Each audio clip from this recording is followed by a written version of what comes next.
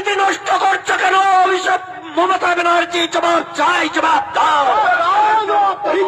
বাংলার সম্প্রীতি নষ্ট করছো কেন? অভিষেক মমতা ব্যানার্জি জবাব চাই, জবাব দাও। জবাব দাও।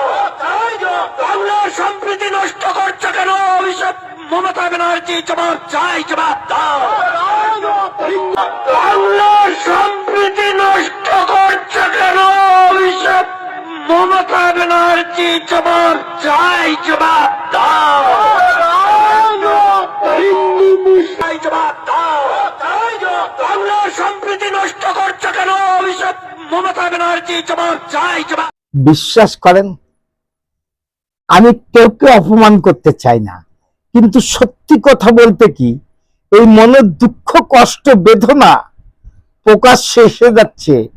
টিএমসি সাপোর্টার যারা আছে, চলেন শুরু করি ভিডিও। যে আজকে জামালপুরে কি অবস্থা, জামালপুরে যারা রাজনীতি করেছে, জীবন বাজি দিয়ে রিস্ক নিয়ে যারা রাজনীতি করেছে, তারা জামালপুরে কোনো অঞ্চলেই জামালপুরে তার নেতৃত্ব নেই। এবং আজকে যারা জামালপুরের নেতৃত্ব আছে, সেই নেতৃত্বকে যদি ভোট দেওয়া হয়, যদি নিরপেক্ষ ভোট হয়, জামালপুরের নির্বাচনে জেতা অসম্ভব। কিন্তু জিতছে কিভাবে আপনারা জানেন না। এ কি বলছেন তৃণমূল নেতা? 21শে জুলাইয়ের প্রস্তুতি সভায় বেফাঁস মন্তব্য খোদ জামালপুর পঞ্চায়েত সমিতির প্রাক্তন পূর্ত কর্মাধ্যক্ষের। ব্লক তৃণমূল নেতৃত্বের বিরুদ্ধেই চড়ালেন সুর। জানা নমস্কার, আমি কৃষ্ণপদ অধিকারী। আমার ছোট্ট একটা ইউটিউব চ্যানেল আছে, চ্যানেল নাম don't care, Facebook page Krishnapada Adhikari নাম। আমি পশ্চিমবাংলায় বসবাস করি, তাই পশ্চিমবাংলাকে নিয়ে গর্ব করি আমরা সকলে। এবং পশ্চিমবাংলার পরিস্থিতি সকলেই জানে, পৃথিবীর লোকেও জানে। সেখানে দাঁড়িয়ে আমি আজকে আপনাদের সামনে যে বিষয় নিয়ে কথা বলতে এসেছি, তার আগে আপনাদের কাছে একটু অনুরোধ করব, আমার চ্যানেলটা সাবস্ক্রাইব করবেন, পেজটা ফলো করবেন।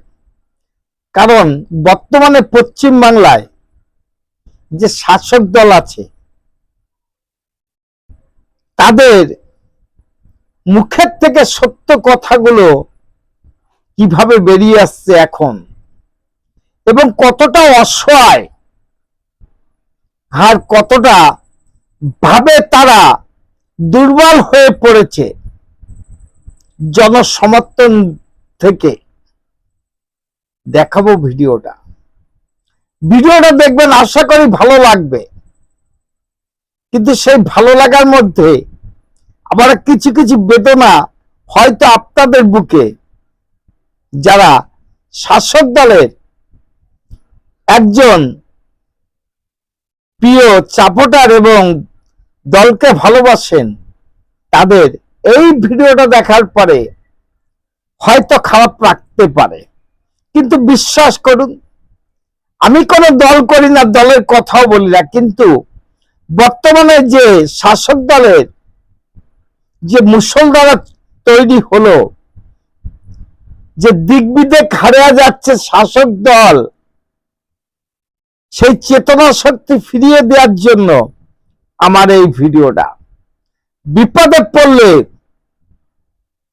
সুকলে এবং মনের জোরে বাঁচতে হবে, ভুলে গেছেন আপনারা। চলুন কথা না বাড়িয়ে দেখা যাক ভিডিওটা।